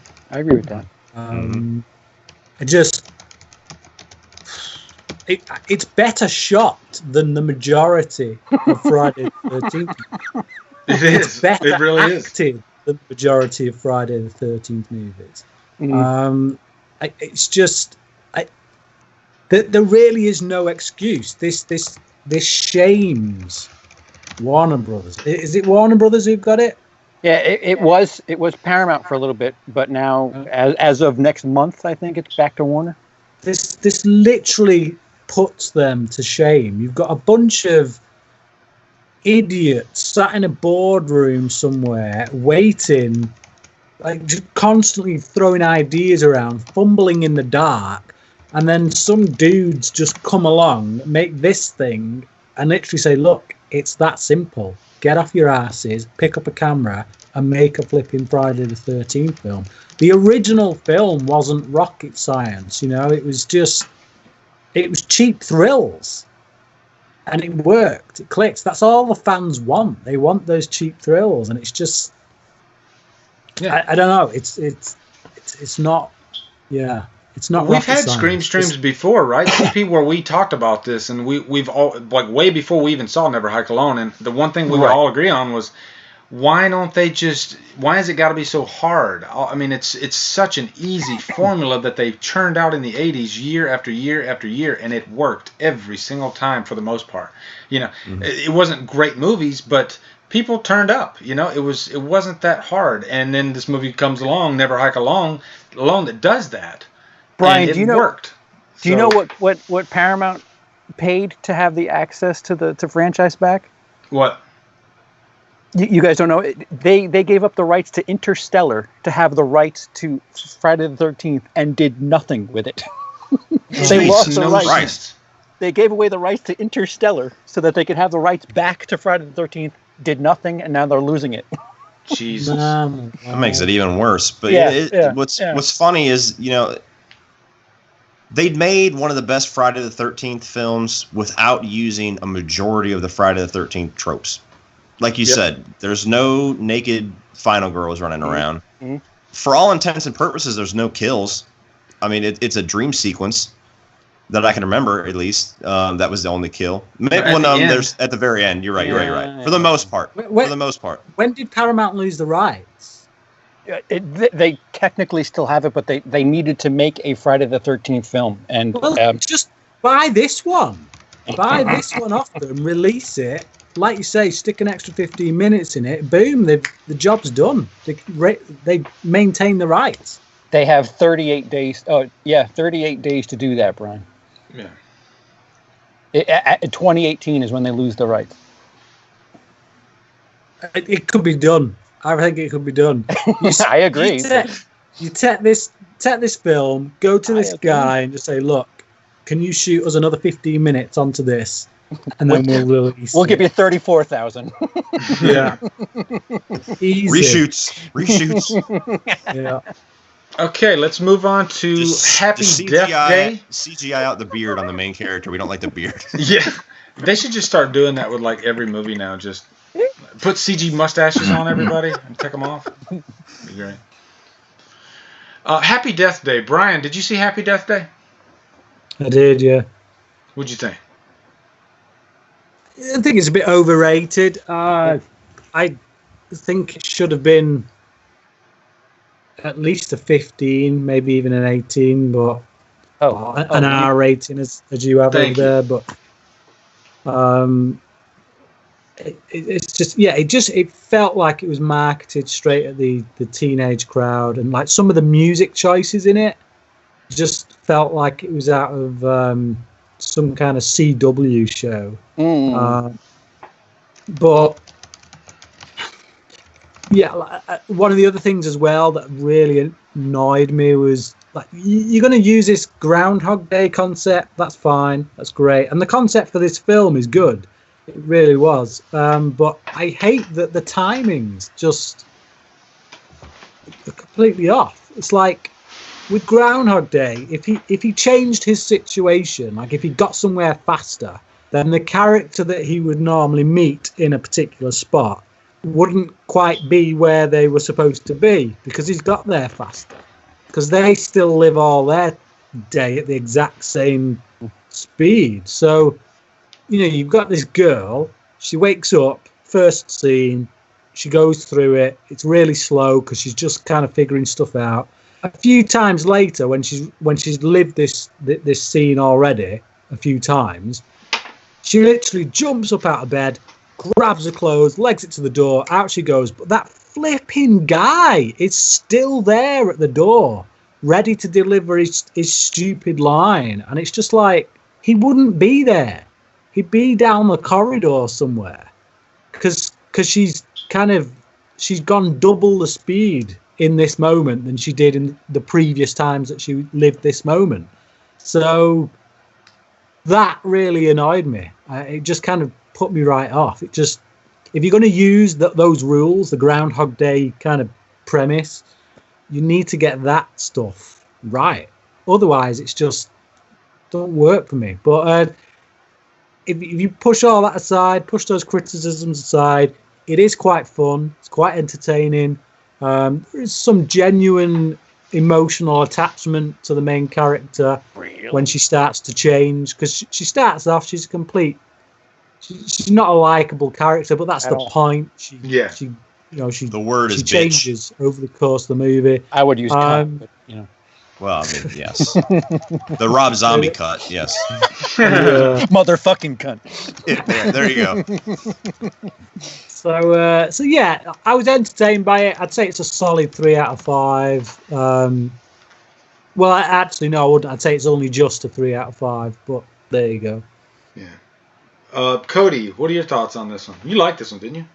Yeah, I enjoyed it. You know, and there's absolutely merit to everything that Brian just said. This isn't a movie that I'm ready to defend to the death. It's a movie that I went and saw it. I knew exactly what I was getting. I had somewhat low expectations, but I just watched it and it was fun. It was like a much scaled down version of fun that I had at the Babysitter. It was just, I watched it. It's a concept we've seen dozens of times, done better, but you watch it, you get a character who you absolutely hate the first 2.5 days, and then she slowly starts to develop into this character that you really like. And she really starts to, the whole journey of movies like this is to, for the most part, and even in Groundhog Day, is to kind of become a better person. So I think you see that journey with her and you enjoy it and you like her more with each time that she gets to be a better person. You get invested in the movie, at least I did, in the mystery of what's going on.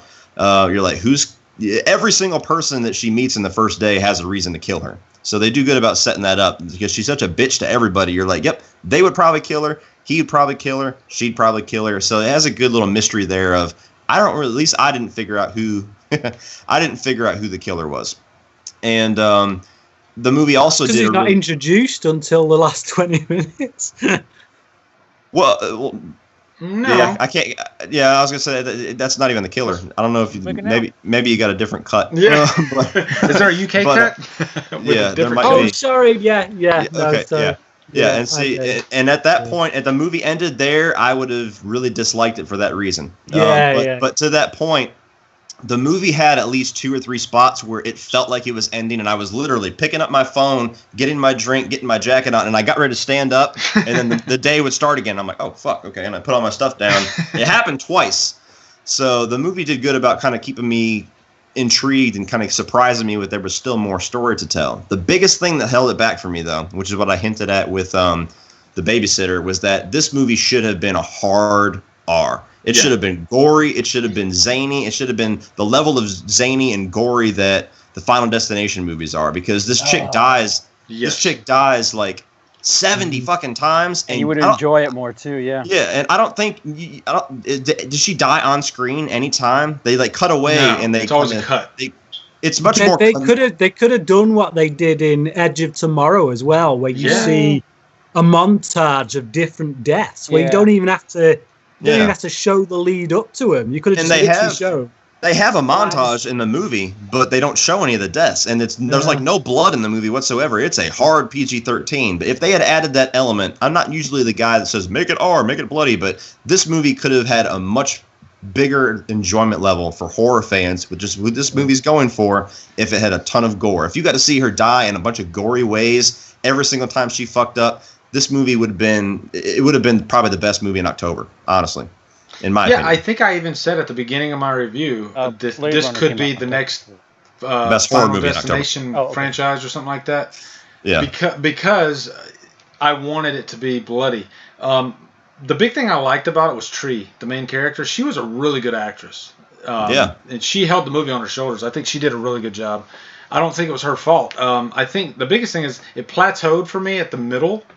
If you're not talking about all the gore and stuff, it plateaued in the middle. Now, in the middle of this movie, I was like, this is going to be great. I'm loving this. And then for me, for some reason, after the middle, it just kind of like, I don't know, it just went in so many different directions that I couldn't get on board with. I didn't like it as much. And the big thing for me was that it wasn't a hard R. Every time she died, I got annoyed because I was like, okay, I want to see something different. Give me some blood at the screen or something. Yeah. At the end of the day, for me, it was kind of forgettable. Like, I don't know if it's one that I'll jump to watch again. It wasn't bad. It was okay. That's what I thought. So I still have a decent time with it. But I'm more on with Brian on this. Mm-hmm. What the hell is CP doing? He keeps showing his pussy. Oh, good. Yeah. My mother's cat's having a nightmare, and her paws just keep going. And I'm like, dude, what are you doing? Well, CP, what are your thoughts on Happy Death Day? You liked it, didn't you? I saw your review with Emily. Yeah, I'll recommend it as a movie to watch at home, like with friends, and because I think Emily and I had more fun kind of riffing on it as we were watching it.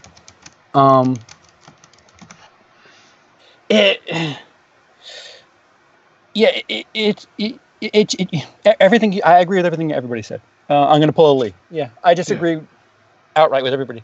But I think the character, the lead is a little hateable, and Cody, your point is perfect. If we got to see her like really, like she basically is the character in horror movies you want to see die. Yeah. At least in the first half an hour. Yeah. And if they did it a little bit more R-rated, it would be a bit more rewarding. Mm-hmm. And again, I agree with what you said about the. I think that was you that said it, Brian, about the montage. We get a montage, but it's of the things that she would do in the days that were so freaky, like dyeing her hair and walking around topless or nude or whatever. Like that. It was definitely not catered to a horror audience. It was catered to a CW audience. Yeah, that's what I was gonna say. This movie's like perfect for like, I guess, an intro to horror for like a non-horror fan, and I'll even say that I think it's perfect for like a first date. As silly as that sounds, like if you're on a first date, this is like the perfect movie to take your date to, I think. Yeah. Yeah, probably a good first movie to see somebody. Yeah. Mm-hmm. So before we go, I guess we could talk a little bit. Do you guys want to talk about the DCEU for a minute? Well, there's actually one more big movie that came out in October that we forgot to talk about. Oh, go ahead. Unless I'm the only one that saw Jigsaw. No. Well, let's go ahead. I didn't see Jigsaw. So you guys go ahead. Go ahead. Somebody else. Did CP see Jigsaw? Yeah, I saw it. What'd you think of it? I thought it was okay. I actually prefer that over Happy Death Day, if I'm being honest. Wow. Yeah, all right, go ahead, Cody. You'll start, and then I can be the asshole who tries to defend something for once. All right. Well, I'm coming into this as somebody who's not a fan of the Saw franchise, so keep that in mind. I like the first one. I just think it's a bit overrated, especially when you look at Carrie Elwes or Els, whatever you say, his acting. Yeah. I like the second one a lot. I think the second one's the best one. The third one was still pretty good. After that, I could give a fuck. I've seen all of them, but I remember maybe 3 of them. I walked into this and I'm thinking, okay, it's been like, 8 years since the last one? And Saw used to be like this yearly thing. It was like this Halloween tradition. Yeah. It was Paranormal Activity before Paranormal Activity was. Yeah, exactly. So then they stopped it. And to me, I'm like, okay, so they've spent 8 years waiting to make this movie. They must have something cool to bring us. They must have some new twist or some new direction to go or some reason to bring this franchise back. And they did not, because they gave you the same shit, the same kills, the same twist, the same direction that you've seen in like 3 of the other Saw movies. Like every single, I'm not going to spoil what happens, but every single trick they pull, they've pulled before. And not only can you see it coming, but it aggravated the shit out of me after I've seen it, because I'm like, they've done this already. The kills, or the traps, the traps weren't really all that invented to me. At least it wasn't, compared to some of the other movies. The acting is, it's the best shot and the best looking probably of all the Saw movies, and it's definitely streamlined. Like after 4 and especially after 5, the movie got really like heavy-handed with all the convoluted, and this leads to this, and we're going to show the past and the present and this person over here, and it's a lot easier to follow this one. But ultimately, where the movie leaves off to bring another sequel, you're like, fuck that. I don't want to see this. I don't want to see the direction you're going. I don't want to see this character anymore. And I had very little good things to say about the movie. You know, having not seen it, for some reason I was thinking, like, I'm not a big fan of the original franchise. So I was, from the trailers, this looked like they were trying to grab those people that weren't necessarily familiar with the franchise. Is that a good assessment, guys, or am I wrong on that? Yeah, and you know what? I'll give it credit for that, too. That was the other positive, is that this movie doesn't have the requirement that you have to watch, like, all 7 before you go watch this one. You could pretty much watch this one on its own and kind of keep up with it. Yeah. Theoretically, you could start with this one and then watch Saw. Theoretically. Yeah. Yes. Wow. Okay. Mm-hmm. Is this free? Hang on. Ish. Did we lose CP? For a second. It's without spoiling it, there's some reveals that change some things that we thought we knew. We'll put it that way. Okay. Kind of. So it does take place after all the other movies, but they do some things that go back. Okay. Yeah. It's not like a Final Destination 5 type deal, is it? It's very, ish. Something like that. Something. It's hard to talk about it specifically without ruining some of the twists for those that might actually like the twist. But there's elements of this movie that they go back. So that's as far as I'll go. Okay. Well, Brian, we're going to talk a little bit about the DCEU. I know Brian liked Justice League. I thought it was okay. Should we be scared at this moment, Brian, for the DCEU?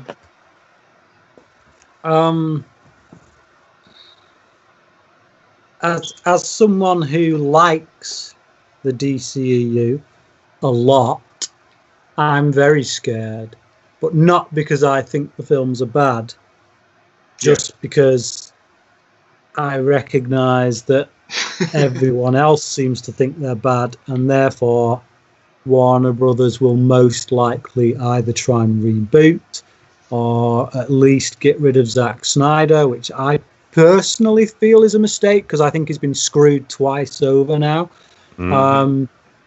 Man of Steel, for me, I don't give a toss what anyone says. Man of Steel is one of the best comic book movies ever made. Amen. I love it. I watched it again just the other night, and I was like, because I'd watched Justice League twice at the cinema, and I thought, man, this is awesome, really awesome. It's not quite as awesome as it should be, I don't think, because you can see where all the meddling's been and stuff. Yeah.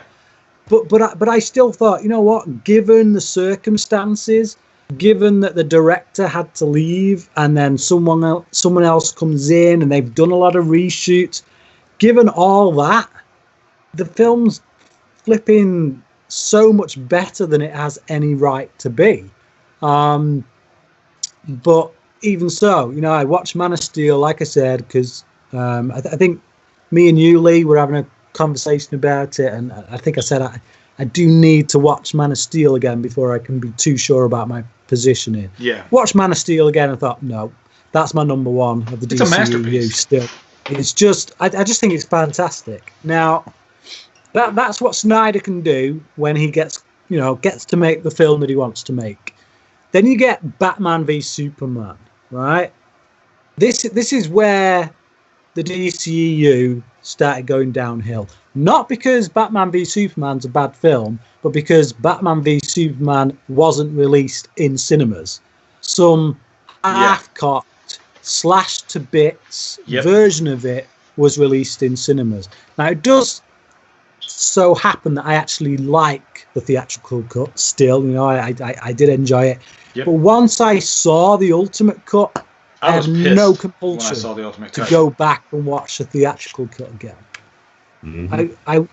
I will never watch the theatrical cut now that I know. Me neither. I will never watch the ultimate cut. To me, is like it's my top 5, maybe 6, 7 favorite comic book films of all time. And every time I watch the ultimate cut, it's one of the few comic book films that gets better every single time I watch it. It's so like, I don't know. It's so layered. I know you guys make fun of me for saying that word, but that's the best one I can think of for it. It is really layered. I think it's so misunderstood. And Man of Steel, and I think a lot of people are starting to jump on board with Man of Steel, actually. I'm seeing most people now say that Man of Steel is like great. I think Man of Steel is better than any Marvel movie out there. So I don't love all the movies. Suicide Squad is a mess, I think. Suicide Squad's really weak. It's entertaining, but it's one thing I'll say about Justice League. I saw this movie twice in the theater. Both times, that crowd, they had a blast. Like, they were loving this movie, and they might have saw the flaws like I saw the flaws too. This movie had flaws, but at the end of the day, people clapped in the credits, seriously, and I wasn't clapping. But I had a good time. I did, and I was kind of mad too because I was thinking, damn, this movie could have been like, if they would have fixed this, and this movie could have been awesome. And I would love to see Snyder's like intended cut on it.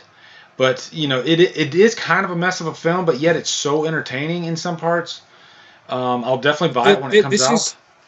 Go ahead, Brian. This is where because I've lost it in the chat, but somebody said how was Snyder screwed because he picked Joss Whedon, and well he was screwed because actually you put your trust in someone to see through the vision that you intended. Once you're off the project, you don't really have that much control over the decisions they're then going to make. And when they are being pushed by the studio, Warner Brothers, it all turns into a bit of a crap fest. Because, like, you know, we keep banging on about the moustache, right? But I make the same point I made earlier, which is that look how many times in this film that moustache causes a problem.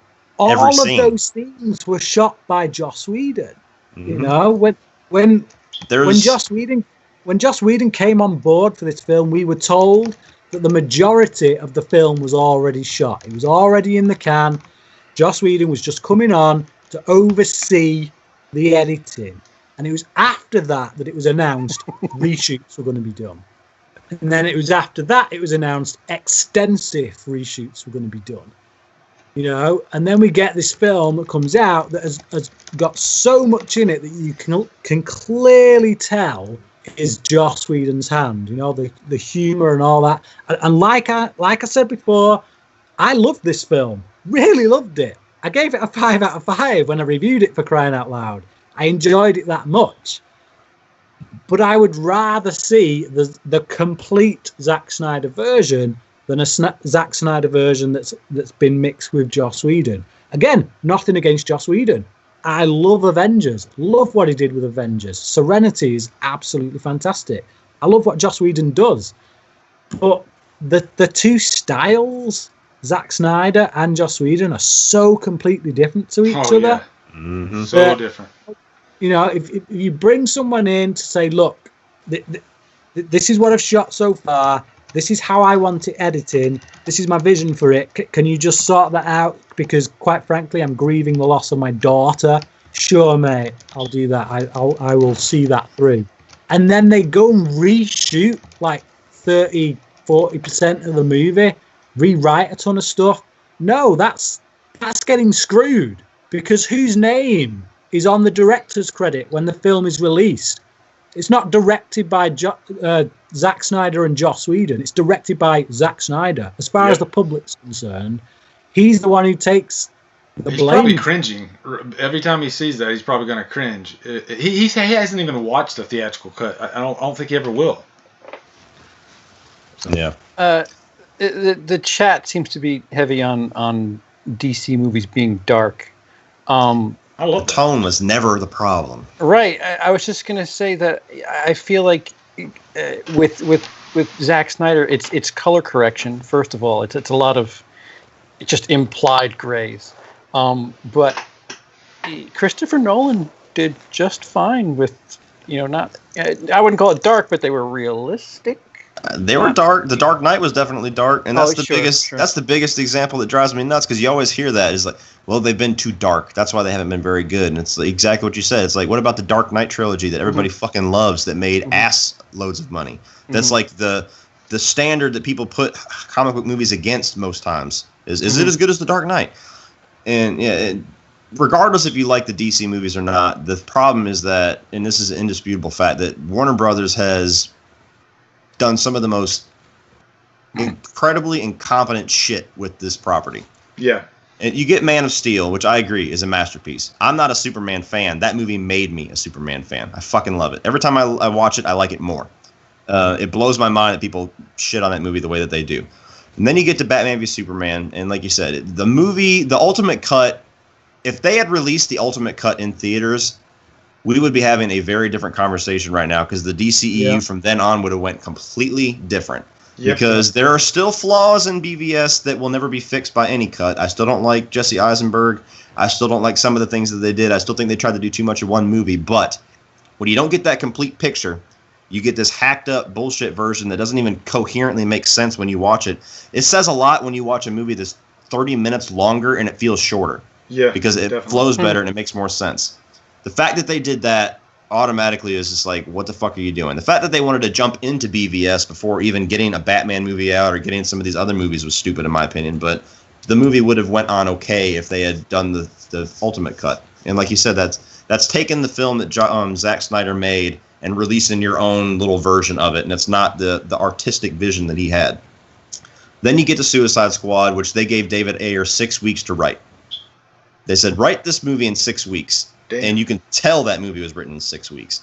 And if he had had the time needed to make that movie, it would have been better, because he even said not too long after the movie was out, I should have made Joker the villain. And I think he would have come to that conclusion if he had longer than 6 weeks to write the fucking movie. So we would have had a better movie then. But yeah, then you get the 1-2 punch of BVS disappoints and then Suicide Squad really disappoints, which is still fun, but it's a mess.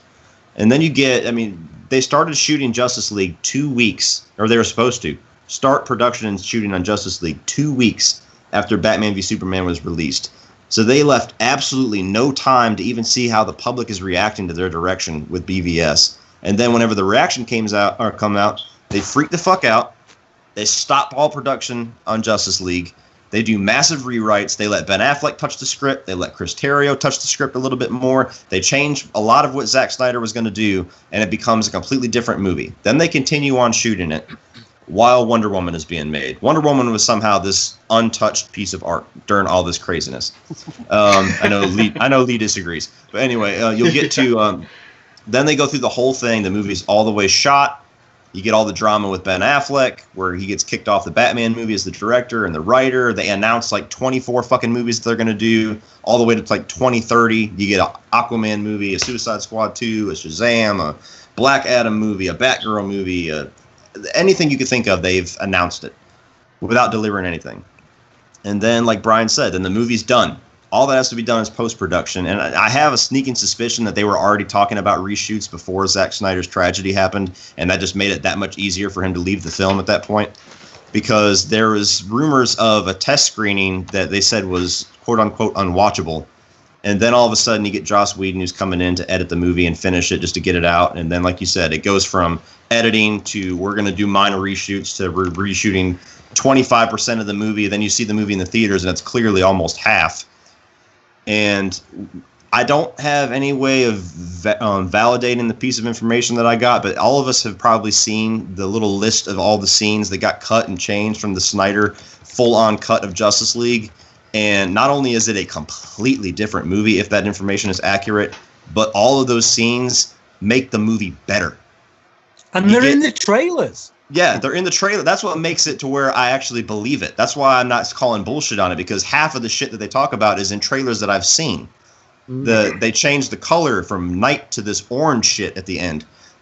They get rid of Darkseid completely, and they make the entire storyline between Darkseid and Steppenwolf is out of the film now, and now Steppenwolf is drawn that much more attention to how weak of a villain he is. Then you get the stuff where we don't get any kind of real introduction to Aquaman. He gets some random scene underwater with an air bubble. And then you get there's so many things in this movie that, and I don't think that we're ever going to see it, but it makes it to where that's why fans are crying out right now. The fucking cinematographer for this movie, even somebody else, I can't remember who it is, there's at least 2 or 3 people tied to the production of this movie who are calling for Zack Snyder's cut to get released. Now, Unfortunately, WB is probably not going to want to put any more money in this, because how the fuck Justice League is your least financially performing movie that so far in the DCEU is rough. That's insane. I know. Only November release of the lot. First of all, it's Justice League. You're right. You're right. If they released Star Wars, it would still make as much money. Thor now made 120. So yeah, you're right. You're right, but I don't think Joe Sixpack knew Superman was in that movie. I think I don't think it's as simple as that's the other thing. The marketing. Why are you bullshitting about Superman not being in this movie? Why the fuck? Everybody that went to see knows this movie Superman's knew the motherfucker was coming back. He's in the trailers. He's in the posters. He's in the fucking toys. You saw at the end of Batman v Superman that he was coming back to life because of the dirt that's rising. Why are you not marketing Superman? More incompetence. Yeah. Just like it's like the composer stuff as well. I like Danny Elfman as much as the next guy, but flipping Hans Zimmer and Junkie XL have done some of my all-time favorite scores. In one with the Man of Steel soundtrack, which is my all-time favorite score. That is a great and the score. Batman v Superman soundtrack. they've already created the sound of Zack Snyder's world that is created for these films. Again, going back to the idea that if Joss Whedon is meant to just come in and see Snyder's vision through, you get a list of things. This is the stuff that needs doing according to my vision. Can you do that? Yeah, mate, no worries. Boom, off you go. Why the hell does the composer suddenly get ditched the moment Snyder's not involved in the film? That's what makes someone me. Else is brought in. And that's what makes me have a lot of suspicions that they were already planning on altering this movie a lot before he even left. I think that all of the news that we got was like months after it actually happened. Obviously not that tragedy with his daughter, but I think that they were already tasking him with reshoots, talking to Joss Whedon, because they already kind of penned him for the Batgirl movie, whether or not he makes that or not. So he was already in the ears of WB. And to me, they already knew they were going to change this movie before his daughter committed suicide. And then, like I said, Snyder got screwed. He did. He was going to get screwed with this movie from the beginning, because think about it. Back before, let's pretend the Joss Whedon thing never even happened. They brought in, after everybody freaked out over BVS, they brought in Ben Affleck and Chris Terrio to rewrite a lot of the script and to change a lot of the direction. Now, think about it this way. If they had made that movie and the fans saw it and they loved it, who would get the credit? Ben Affleck and Chris Terrio. Yeah. But if the movie sucked whenever that version came out, who would get the blame? Zack Snyder. Zack Snyder, yep. So I was saying... He's the whipping boy. He really is. Look at the two comic book movies... well, he's done more than two, but like the comic book movies where Snyder has had complete control, where it's been his vision. You look at 300, awesome film. Man of Steel, like I say, one of my favorite comic book movies of all time. Watchmen, flipping masterpiece as far as I'm concerned. I love Watchmen. I agree. Sucker Punch has redeeming qualities, two of them. Yeah, I like Sucker Punch. Never seen it. Oh man, you need to. It's good. But you know what? It also speaks to WB's incompetence too, because look, we can talk about how much we love Zack Snyder all day long, but the fact is, when Man of Steel came out, it divided everybody. I think it's got like a 50-ish or something like that amongst fans, maybe 60. Like, I think people have come around to it more as it's gone on. Like but 60-something on. There was a guy on the forums that said Man of Steel was the worst movie of all time. Yeah, fuck all that. That dude hasn't seen maybe 5 movies in his entire life. Yeah, I will find him. Yeah, but here's the deal: whenever you have a universe that you're trying to get the ground running on, if you release your first movie and it divides people that much, you don't want to give that guy the keys to your universe. As much as I love Zack Snyder and I defend him, that was a mistake to let him direct Batman v Superman. It was also a mistake to keep him on for Justice League. The first thing they should have done, honestly, from a business standpoint after BVS, even though they kind of fucked him and they caused a lot of the problems, was they should have stopped the movie altogether and given it to a new director and changed the movie completely from the get-go instead of doing damage control the entire year and a half it was in production. I love Batman Cody, v you don't Superman. really know much about this, huh? I don't. Yeah. But I see what you're saying, because obviously a lot of people didn't like Batman v Superman. Plus, we got the theatrical cut. But even if we did get the ultimate cut, I still think we'd probably be divided. Zack Snyder is a dividing type of director. So, in theory, I think you're right. I think I got the version that I like. Like, Batman v Superman is always going to be there for me now. And I'm always going to love that I have that movie. But that movie is the reason, or part of the reason, why we're down this road now. So it is. I think the current culture we're in kind of plays into it too. This discussing things before anything's happened. I mean, shit, we're taking part in it, discussing Halloween. What does this mean that this was delayed? Yeah, we pick apart every little thing now. Right, and subconsciously people are building opinions based on news that they're reading and not really just letting the art speak for itself. So, people are going in with these preconceived notions, and it's playing in. Granted, Warner's just tripping over their own fucking feet at every step, but you're not supposed to carry so much weight going into a movie. But I think, especially considering that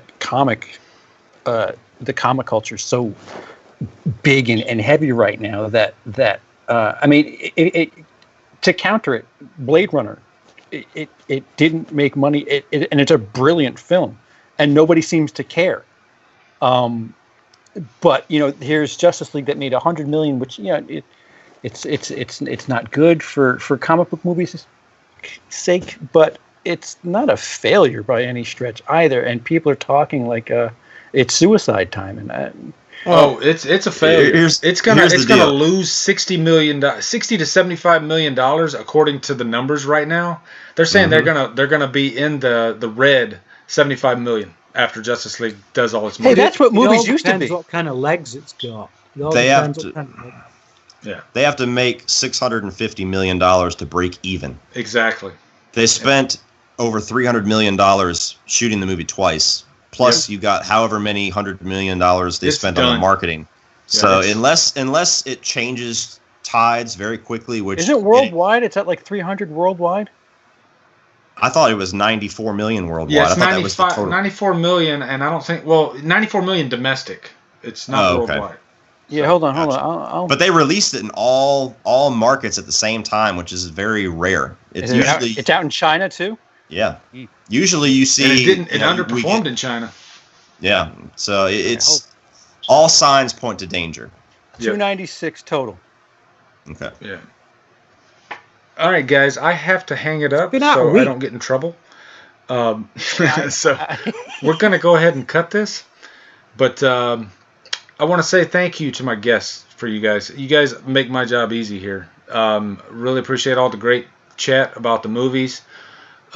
Be sure to check out their channels, Brian Lomax Movie Talk, CP from Willow Like Reviews, and Cody Leach. I will put links to their channels below. And so any parting words, Brian? I've got nothing. We ended on a downer. It's 3:00 in the morning. Yeah. And I'm sure Brian's in the fucking morning. CP? I've been trick-or-treated to death tonight. Yeah. Stop it. Have a happy Thanksgiving. Oh, Emily and I are going to talk about Not Cool and the movie that it beat in that reality show. 2 Thanksgiving movies. One was directed by Shane Dawson. Not Cool is not good, and we'll discuss that sometime in the next couple of days. So very festive. Looking forward to that. Is it though? It is. No. Cody? Oh, Friday, for those of you who are thinking of making the leap to 4K, there's a shit ton of 4K Blu-rays on Friday that are $10 each. Actually, Thursday, tomorrow. Oh, is that true? Yeah. Okay. Because Black Friday is actually Black Thursday now. Yeah. It is. Or retail employee. Yeah. And if you go on Amazon, you can buy those right now, by the way. At that price? Yep. Oh. Yeah. All right. Tricks of the trade. Yep. Scoop. Yep. Cody? What CP said. Happy Thanksgiving to everybody. Glad to be back on Screen Stream. Hopefully it won't be as long till the next one. I always enjoy doing these. And fingers crossed for the DCEU. That's all I can say. I have no idea what they're going to do. I don't know if they're going to chop it off at the nub, if they're going to continue on. I think they should just continue on and focus on standalone movies for a while and then worry about the bigger universe maybe 3-4 years from now. Yeah. That's just one man's opinion. So have a good night, everybody. It's going to be curious over the next few weeks to watch the news and see, because I guarantee you we're going to see some crazy stuff popping out. First thing you're going to hear is Ben Affleck, who's finally going to say, yeah, I've been bullshitting. I'm done with this shit. So yeah, that's the first thing you're going to hear. All right, everybody. Happy Thanksgiving. I hope you guys have a great turkey day tomorrow, and don't get too fat. Anyway, peace, guys.